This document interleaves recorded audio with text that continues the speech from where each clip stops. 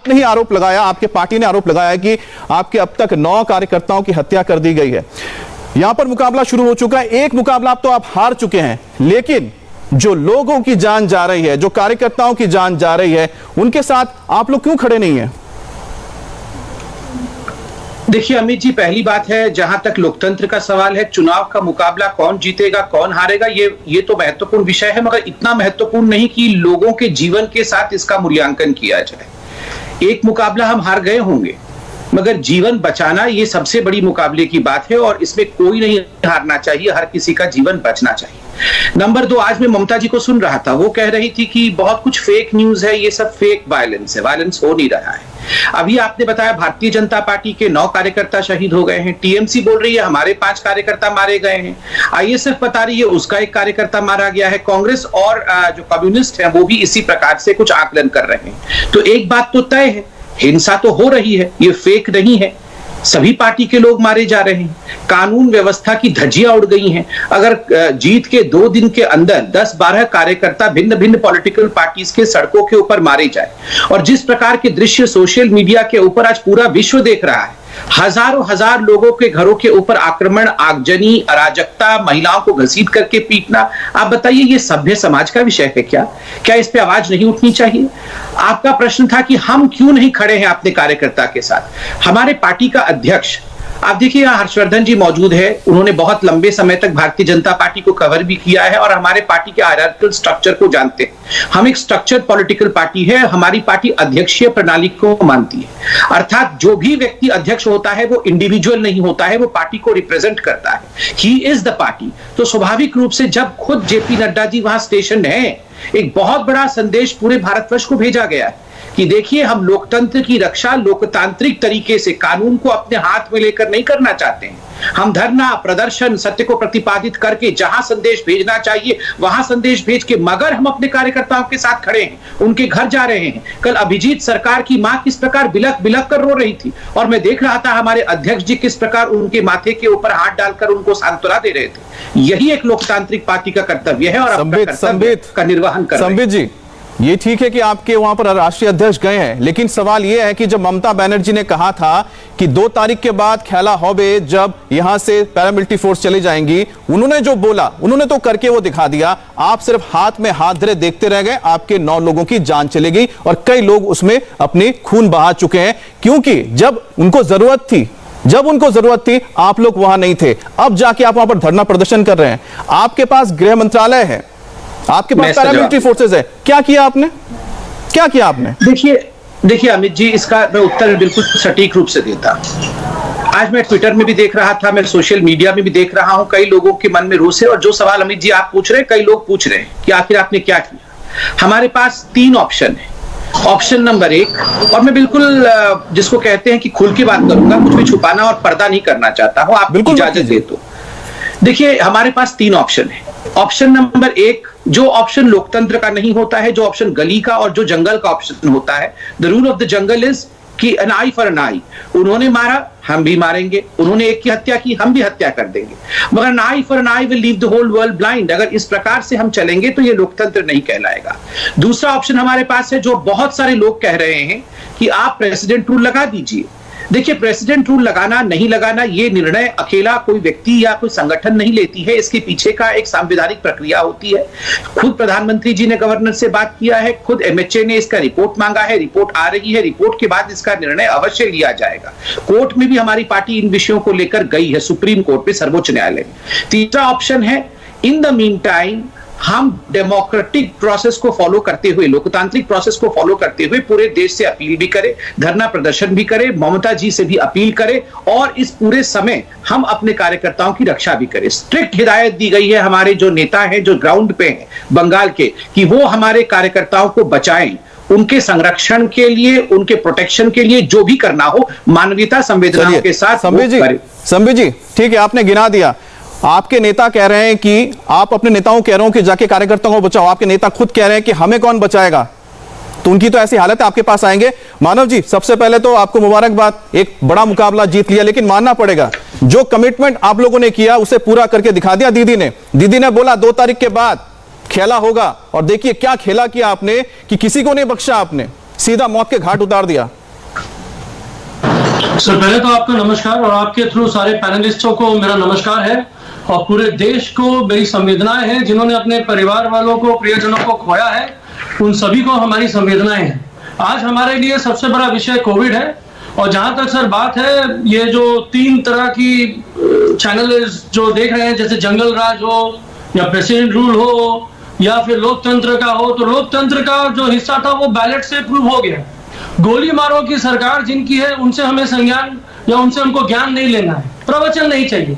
दूसरी बात, जहां तक मॉडल कोड ऑफ कंडक्ट था, पहले 24 घंटे में जो कुछ भी हुआ वो काफी निंदनीय था और हमारी नेत्री ने पूरी तरीके से उसका संज्ञान लिया। कल से आज तक मोटा मोटी अब समझिए 48 घंटे से ऊपर होने को आ रहा है, 30-36 घंटे के ऊपर हो गया है। कितने वारदात हुए हैं इनको पता नहीं होगा। अब ये भूतहा तस्वीर जो बना के रखते हैं, क्योंकि इनकी सिर्फ एक ही एजेंडा है कि बंगाल की छवि को खंडित करें। ये बहुत अच्छी बात है, आप धरना में आ गए, आपने गांधीवाद पकड़ लिया, हम भी खुश हैं। चलिए इसी बहाने आप हमसे समन्वय बनाइए, आप गांधीवाद की तरफ आइए, क्योंकि आप तो गोडसे वाले हैं। प्रूफ मैं बताता हूं सर, आज दिल्ली में जहां शायद संबित भट्टाचार्य जी भी बैठे होंगे, जहां इनके मैंने धाड़ी वाले बाबा बैठे होंगे, वहां ये धरना नहीं कर पा रहे हैं क्योंकि वहां ऑक्सीजन की कमी है। गुजरात में धरना नहीं कर रहे हैं क्योंकि ऑक्सीजन क्यों नहीं मिला। ये मध्य प्रदेश में नहीं कर पा रहे हैं, उत्तर प्रदेश में भी एक बाबा है लेकिन वहां पे भी ये धरना नहीं कर पा रहे। क्यों नहीं कर पा रहे हैं? क्योंकि इनकी डबल इंजन फेल है, वहां ये पहुंच नहीं पाएंगे। यहाँ पे सर हमने कार्य का निर्वाह किया है और हमने पूरा खंडन किया है सर। जितनी भी ये वारदात हुई है सर, ये गलत है, निंदनीय है और हर एक को सजा मिलेगी। एफआईआर हो रहे हैं और sir model code of conduct के टाइम 3 महीने से पुलिसिंग इनके पास थी। जिस तरीके से इन्होंने चिरमरा दिया है पूरे बंगाल को, जिनको पता नहीं है कि भाई इस इलाके में कौन रहना चाहिए, कौन यहाँ पे गुंडा हो सकता है, कौन मवाली है, कौन एंटी सोशल है, बाहर का है कि अपना इसी मोहल्ले का है, ये किसी को ज्ञान नहीं था। अब वो सब ऑफिसर कुछ कर नहीं रहे, मौनी बाबा बन गए हैं। हमने उसका संज्ञान लिया है सर। इसमें हमको पता चला है जितने भी इनके लोग आएंगे सबको अरेस्ट किया जाएगा। जी संबित जी, प्रेमत्व का आपको जवाब देने का मौका मिलेगा। को समय दीजिए। हमारा बंगाल प्रेम चाहता है, हमारा बंगाल शांति चाहता है। इतनी बड़ी मैंडेट अगर हमें मिली है तो इनको बता देना चाहिए कि पब्लिक जो है, जो जनता है, वो जनार्दन है, वो जानती है, उनको सब चीज का संज्ञान है। आपने अपनी बात रख ली, ज्यादा मजबूत सर सुनिए मानव आपने बात रख ली अपनी। संबित जी से एक जवाब तो ले लें अब। और एक सर मैं बोलना चाहता हूँ, चलिए बोल लीजिए। कोविड को लेकर सर हम पूरा संज्ञान ले रहे हैं। हमारे लिए मेन प्रायोरिटी और 100% सिर्फ एक ही प्रायोरिटी है, कोविड पे कंट्रोल पाना। 2000 से 1.25 लाख का केसेस जो हुआ है उसके ऊपर हमको कंट्रोल पाना है सर। हम निरंतर बेड ऐड कर रहे हैं। आज भी हमारे यहाँ के इलाके में बहुत सारे मानव उनमें हम बेड ऐड कर रहे हैं। मानव जी कोविड, देखिए कोविड पे भी बात हो रही है, लेकिन फिलहाल जिस पे बात हो रही है, लोगों की जाने जा रही है। हाँ नहीं सुनिए, कोविड से भी लोगों की जाने जा रही है, लेकिन कोविड में तो कम से अस्पताल जा सकते हैं, लेकिन जिस तरह से गुंडागर्दी करके लोगों के घर में घुस के लोगों को मार रहे हैं ना, उसको नहीं बचा सकते। कोविड के लिए हॉस्पिटल है, इसके लिए कोई नहीं है। मानव आपके सवाल का जवाब ले लेते हैं। संबित झगड़ा हो गया, बीजेपी को एक मिनट बस हो गया। अब संबित से बात, संबित अपनी बात रखिए। मानव हो गया, मानव रुक जाइए, मानव रुक जाइए ना, जहां पर रोकना चाहिए वहां रोकते नहीं आप। हम डिबेट में हिंसा ना करें। धन्यवाद। देखिए मैं बड़े ध्यान से सुन रहा हूं और मैं एक अपील। अच्छा मानव उनके जवाब सुन लीजिए जी। मैं रिक्वेस्ट करूंगा डिबेट में शाब्दिक हिंसा ना हो, आराम से आवाज नहीं पहुंचती सर। अमित जी मैं चाहता हूं कि डिबेट में शाब्दिक हिंसा ना हो। और अमित जी मैं एक बात आपको स्पष्ट बता दूं, मैं एक बार सुन लीजिए। अमित जी, महादेव एक विषय कभी नहीं सहते हैं और वो है अहंकार। देखिए आपको मैंडेट मिला है, 303 सीट हमें भी मिला है। 2 बार से हमारे भी प्रधानमंत्री हैं जिनको आपने कहा दाढ़ी वाले बाबा, और बड़े डिस्डेन के साथ और बड़े ही प्रधानमंत्री का नाम नहीं लिया, क्यों बोल रहे हैं? अमित जी मैं आपसे रिक्वेस्ट करूंगा या इनकी आवाज को कम करिए। मानव एक बात बताइए, माना कि आप जीत गए हैं, जोश बहुत हाई है, आपके जो कार्यकर्ता इसी तरह से जोश में बाहर निकल रहे हैं, खेला हो गया ना। मानव खेला, यहाँ पर खेला नहीं चल रहा है, मुकाबला हो रहा है, बातचीत हो रही है, ये बातचीत का मुकाबला है, आंखों का मुकाबला नहीं है। मानव आप जीत गए हैं, आपका जोश हाई है, पता है मानव के आवाज को कम करिए। मानव आपको जवाब मिलेगा, जवाब सुन लीजिए। मानव झूठ बोल रहे हैं, मानव आवाज को कम बस करिए। ठीक है, अब संबित जी को सुन लीजिए। लगता है वो इतनी देर बहुत ऊंचे मंच पर खड़े होकर भाषण जैसा कर रहे थे। ये भाषण का वक्त नहीं है। बंगाल में जिस तरह से लोगों को मारा गया, जिस तरह की लूटपाट आगजनी की घटना हुई है, उसमें कोई भारतीय जनता पार्टी का कार्यकर्ता कष्ट में है ऐसा नहीं है। आज देश कष्ट में है। और जिस दिन से ये शुरू हुआ, ये बंगाल में वामपंथियों ने हिंसा लगातार सामान्य कर दिया, इतना सामान्य कर दिया कि वो दिल्ली की मीडिया के लिए खबर ही नहीं होती। ये हम चर्चा ही नहीं करते हैं। हम आज ये बात कर रहे हैं कि ममता जी देती है कि एक मुख्यमंत्री जो पूरी तरह से झूठ बोलकर 2 दिन में प्लास्टर कटा, पूरे महीने गर्म पट्टी लगी रही, व्हील चेयर उस दिन हटी जिस दिन नतीजा आया, झूठ बोलकर हिंसा कराती रही, देश के अर्धसैनिक बलों के खिलाफ लोगों को उकसाती रही। और उसके बाद हम कह रहे हैं कि राज्यपाल ने जो बोला उस पर भी चर्चा होनी चाहिए क्या? मुझे लगता है कि इस देश को यह बात करनी चाहिए कि आज जहां किसी और विचार का होना और विचार नहीं है, वो हिंसा है। बिल्कुल। वो विचार कोई भी और होगा, वो कांग्रेसी भी मर रहा है, सीपीएम वाला मर रहा है, लेकिन सीपीएम वाला कह रहा है कि नहीं अभी मत बोलिए इस पर, अभी सिर्फ हम संघ से लड़ेंगे। बताइए, इस वक्त भी संघ से लड़ रहा है वामपंथ। मुझे लगता है कि इससे ज्यादा शर्मनाक स्थिति नहीं होती। ये पूरे देश को कलंकित पत्रकार नहीं है। बोलिए आप आरएसएस के हैं, बोलिए आप आरएसएस के हैं, हमने पता किया आप आरएसएस के हैं। आप हर्षवर्धन त्रिपाठी जी, आप आरएसएस के अनुयायी हैं, आरएसएस के मेंबर हैं, और आप बात कर रहे हैं। मैं कहीं से आया हूं, वरिष्ठ पत्रकार मैं आपकी तरह हिंसक और नरपिशाच नहीं हूं। आपको संघ से अपने आप को बोलने की, मैंने आप संघ कहीं नहीं से आया हूं, मैं खूनी नरपिशाच नहीं हो सकता। अच्छा, मुझे पीड़ा होती है आपकी तरह। मैं ये नहीं कहूंगा कि उससे किससे आप जैसे लोग जो दोहरा चेहरा यूज करते हैं, वरिष्ठ पत्रकार लिखते हैं, बोलिए आपको शर्म आ रही है कि हम आरएसएस के नहीं है? मानव, नहीं सर, मुझे जानना है। मानव हर्षवर्धन जी एक मिनट मानव ये आरएसएस के लोग हैं।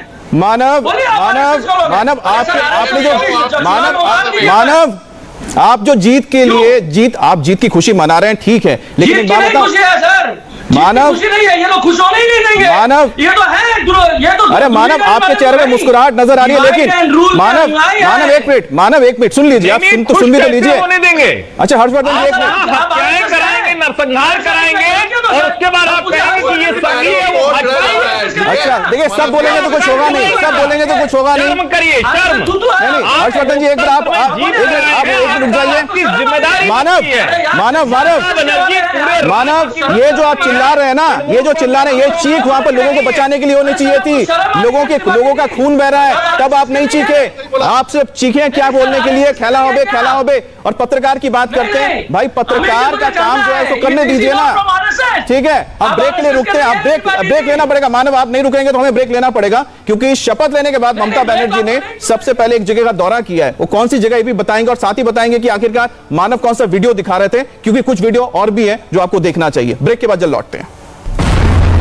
अब तक और पता नहीं ना जाने कितने लोगों के घर तोड़ दिए गए और कितने लोगों पर जुल्म किए गए हैं। तस्वीरें लगातार आ रही हैं। संबित सवाल आपसे होगा, 77 लोग आपके जीते हैं आपकी पार्टी ने, आपके पास केंद्र है, आपके ऊपर जिम्मेदारी है कि आप हर एक कार्यकर्ता के पास जाएं, लेकिन 77 आपके जो विधायक हैं कहां पर हैं?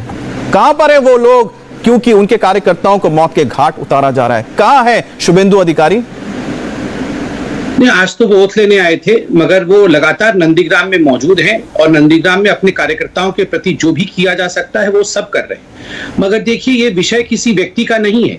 व्यक्ति तो रहेगा ही, संगठन के नाते समर्थन करने के लिए व्यक्ति हमारे कार्यकर्ता के साथ खड़ा होगा। जिस वक्त लोगों को जरूरत है उस वक्त नहीं रहेंगे तो लोग आपके साथ खड़े होंगे जब आप फिर से जाएंगे उनके पास चुनाव के दौरान? अमित जी, मैंने क्या मरने के लिए आएंगे आपके पास? अमित जी, आपने पूरा सुना नहीं। मैंने कहा व्यक्ति तो रहेगा ही, समर्थन भी करेगा, घर को जलने से बचाना भी है, और जो हताहत हुए हैं उनको प्रोटेक्ट भी करना है। किंतु ये विषय प्रशासन का है। अगर कहा जाए कि हिंदुस्तान में हर कोई अपने अपने संगठन के लोगों को बचाओ और प्रशासन से सवाल न पूछा जाए, आप सोचिए जरा क्या होगा।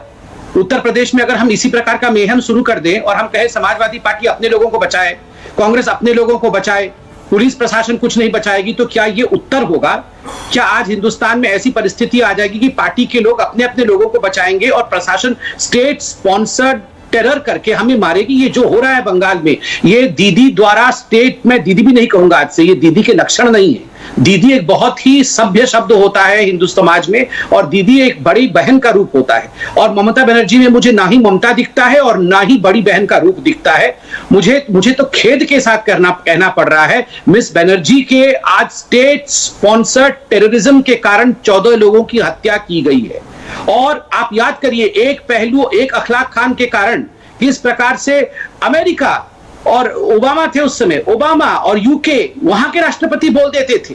इनका सिस्टम इतना स्ट्रांग है, ये सारे इतने जुड़े और कनेक्टेड हैं, पाकिस्तान तक में धरना प्रदर्शन करते थे। आज देखिए हिंदुस्तान में 14 हिंदुओं की मौत हो गई और ये सब एक दूसरे के ऊपर आक्षेप प्रति आक्षेप करने में लगे। सवाल पूछा जा रहा है, आपके नेता क्या कर रहे हैं? वो क्यों नहीं जाके बचा देते? वाह, तो बंगाल में चुना क्यों गया सरकार को? फिर अगर सरकार का काम नहीं है बचाना, तो आपका आपका कहना है कि प्रशासन का काम है। प्रशासन तो अब ममता बनर्जी के हाथ में है, बिल्कुल मानव अब आपके हाथ में है। लेकिन एक बात बताइए कि जब दीदी बोल रही हैं, ममता दीदी, कि हम कार्रवाई करेंगे, किस पर करेंगे? अपने लोगों पे काम करेंगे? क्योंकि आप तो कह रहे हैं कि जो लोग कर रहे हैं वो, बीजेपी झूठ बोल रही है कि आपके लोग ऐसा कर रहे हैं, तो क्या लेफ्ट वाले भी झूठ बोल रहे हैं? गणशक्ति तो पढ़ते होंगे ना, बांग्ला तो पढ़ना आता होगा आपको। गणशक्ति में क्या था हेडलाइन? जो एक तरफ जश्न मनाया जा रहा है, एक तरफ हिंसा हो रही है, ये गणशक्ति ने बोला है। लेफ्ट का है ये न्यूज़पेपर, लेफ्ट वाले आप पर आरोप लगा रहे हैं, कांग्रेस आप पर आरोप लगा रहे हैं, जितिन प्रसाद ने भी उन्होंने ट्वीट किया है, आप पर आरोप लगाया है। बीजेपी झूठ बोल सकती है, लेकिन जिनके पास आपकी नेतृत्व, मतलब ममता बनर्जी ने चिट्ठी लिखकर मदद मांगी हो सोनिया गांधी जी से, वो लोग कह रहे हैं कि लेफ्ट वाले, टीएमसी वाले ये आतंक कर रहे हैं, लेफ्ट वाले कह रहे हैं कि आतंक कर रहे हैं, तो आप लोग पकड़ेंगे किसको? आप ही के लोग तो कर रहे हैं सब। सर थोड़ा आपका प्रश्न बहुत लंबा है, थोड़ा मुझे भी समय दीजिएगा। आप बहुत लंबा लेंगे इसलिए मैंने बोल दिया, आप बोलिए आप। तो सर सबसे बड़ी बात क्या है कि कम से कम ये तो बात दिखा जा रहा है कि कांग्रेस भी हमसे प्रश्न पूछ रही है, बीजेपी भी हमसे प्रश्न पूछ रही है। सुनिए, अरे आरोप लगा रही है, बीजेपी तो आ नहीं पा रही है। प्रॉब्लम बीजेपी को क्या है कि सर जब दिल्ली में जब राइट होते हैं तो मौनी बाबा रहते हैं, यूपी में राइट होते हैं तो मौनी बाबा रहते हैं, बंगाल में राइट नहीं होगा, बंगाल में कोई कम्युनल वायलेंस नहीं होगा, क्योंकि इनकी मंशा है कि बंगाल में कम्युनल वायलेंस हो। और ये भ्रमित हो गए कि हो क्यों नहीं रहा है। 4 मुसलमानों को मारा शीतलकुची में, चलो वो भी प्रांत के बच्चे थे, ये वो मुसलमान और हिंदू की भाषा बोलेंगे। इनको प्रॉब्लम यह है सर, हमारे लिए 11 करोड़ जनता है, ममता ने ममत्व का निर्वाह किया है, ये नाम से नहीं अपने कर्मों से दिखती हैं। बेटियों को स्वावलंबी बनाना, बच्चों को पढ़ने के लिए साइकिल देना, गृहिणियों के लिए वृद्धा पेंशन देना, गृहिणियों के लिए पैसे देना, स्वास्थ्य साथी बनाना, ये सारे काम हमने किए तो हमको वोट मिला। अब प्रॉब्लम क्या है, इनके पास पोलराइजेशन की एक शक्ति है सर, वो जो शक्ति है इतनी खतरनाक शक्ति है क्योंकि वो उनका ब्रह्मास्त्र है और वो अस्त्र खत्म हो गया। क्योंकि बंगाल में जो कवच है वो है स्नेह का, बंगाल में कवच है प्रेम का, बंगाल में कवच है विश्वास का। मानव क्या प्रेम है, इतना प्रेम है, इतना प्रेम है कि 14 लोगों की जान चली गई और जो विरोधी पार्टियां थी उनके घरों में घुस के आप लोगों ने हमला चलाया, लोगों को मारा पीटा। क्या प्रेम है? ये गोली मारो सरकार है ना सर, ये जो बीजेपी की गोली मारो सरकार है, इनके कपिल मिश्रा कुछ बोलते हैं, कहीं कोई कुछ बोल देता है, योगी जी ठोकने वाली बात करते हैं, मुख्यमंत्री हैं। चलिए जवाब तो देना नहीं है मानव, आपको जवाब तो देना नहीं है ना। घुमा फिरा के आप जिस पे जा रहे हो हम उसी के पास जाते हैं। संबित आप जवाब दे दीजिए, क्योंकि सीधा घुमा फिरा के आपके पास ही आए हैं। यही इनकी नीति है और सीधा जवाब नहीं दोगे मानव आप। ये एक बार शांत हो जाएं तो मैं शांति से जवाब दूंगा। अमित भाई, मुझे तो बहुत ही आश्चर्य हुआ, मानव जी समझदार व्यक्ति है, मगर इन्होंने अभी क्या कहा? इन्होंने कहा, आपने जब पूछा कि 14 लोगों की हत्या क्या हुई, पहला इनका सेंटेंस था, आपने 4 मुसलमानों को शीतलकुची में मार दिया, तो क्या छोड़ दिया जाएगा? यही तो हम कह रहे हैं, ये जो बदले की राजनीति आप कर रहे हैं। 4 मुसलमानों को मार दिया, 4 मुसलमानों को किसने? देखिए अमित जी, मैं बीच में नहीं, अमित जी मैं मानव जी के बीच में नहीं बोला था। ये मानव जब आप जब बोलते हैं तो कोई नहीं बोलता ना, मानव जब आप बोलते हैं कोई नहीं बोलता ना। अरे इतना जोश रख लो मेरे भाई, भाई इतना जोश, अच्छी बात है, जीत मिली है आपको, जीत मिली है, 213 सीटें आई हैं, ममता दीदी तीसरी बार मुख्यमंत्री बन गई है, लेकिन दूसरों को सुनना भी सीखो, दूसरों को सुनना भी सीख लो। आराम से मेरे बीच में देखिए, आपको टीवी के मानव वहां पर देखो, मानव शाह अली को भी बात करनी है, आप बोलते रहेंगे तो नहीं होगा ना। एक मिनट रुक जाओ मानव, सबको बोलने दो। मानव आप रुक जाइए, ये तो आपका ऑडियो डाउन कर देना पड़ेगा। शाह अली को भी बोलना है। संबित जी आप बोल लीजिए, उसके बाद शाह के पास भी ना, शाली के पास जाना है मुझे। संबित जी बोल लीजिए आप। अमित जी, प्रत्यक्षम किम प्रमाणम। आप देखिए, अगर टीवी डिबेट पे 4 लोगों के बीच में ये रवैया टीएमसी के कार्यकर्ताओं का है, तो आप सोचिए ये सड़क पर क्या करते होंगे। ये इनकी बस चले तो ये हमें यही लिंच कर दे। और मुझे तो दुख हो रहा है जो जो उत्तर इन्होंने दिया कि 4 मुसलमानों को आपने मारा था, हम छोड़ देंगे क्या। ये क्या उत्तर है? यही आप करना चाहते हैं? और बिल्कुल सही कहा इन्होंने, यही हो रहा है। शीतलकुची में जो सीआरपीएफ का विषय था, ममता बनर्जी ने क्या कहा था अपने भाषण में कि अरे एक दिन ये सीआरपीएफ भी चला जाएगा, उसके बाद क्या होगा, उसके बाद तो भाई की हो गए, उसके बाद क्या होगा, उसके बाद जो होगा आज पूरा हिंदुस्तान देख रहा है। और फिराद हकीम ने क्या कहा था, बॉबी हकीम ने कहा था, वो पूरे हिंदुस्तान ने सुना था। मैं उस शब्दों को दोहरा रहा हूं, माफी मांगते हुए दोहरा रहा हूं कि वो शब्द बहुत ही घिनौने थे। उन्होंने कहा ये बीजेपी के कार्यकर्ता और ये सीआरपीएफ वाले सुअर के बच्चे हैं, इलेक्शन खत्म हो जाने दो, इन सुअर के बच्चों को हम देख लेंगे। आप सोचो जरा, ये सारे पब्लिक डोमेन में बोला गया था और आज उनके प्रवक्ता कह रहे 4 मुसलमानों को सीआरपीएफ ने मारा था, हम छोड़ देंगे क्या। और इसमें योगी जी, कपिल मिश्रा, ये कहा, ये कंगना रनौत, कल इनके प्रवक्ता कहते कंगना रनौत के कारण वहां पे आग लगा है, कंगना रनौत के कारण आग लगा है। मतलब आप लोग बुद्धि विवेक आप घर छोड़ के आए हैं क्या। ठीक है संबित जी, आपने अपनी बात रख दी, लेकिन अभी हमें इस पर भी बात करनी है कि आखिरकार बीजेपी और टीएमसी भी तो चल रहा है, लेकिन आप यह मत भूलिए कि लेफ्ट भी वहां पर है और कांग्रेस भी है, जिनके नेता लगातार ये कह रहे हैं कि उनके लोगों पर हमला हो रहा है। आखिरकार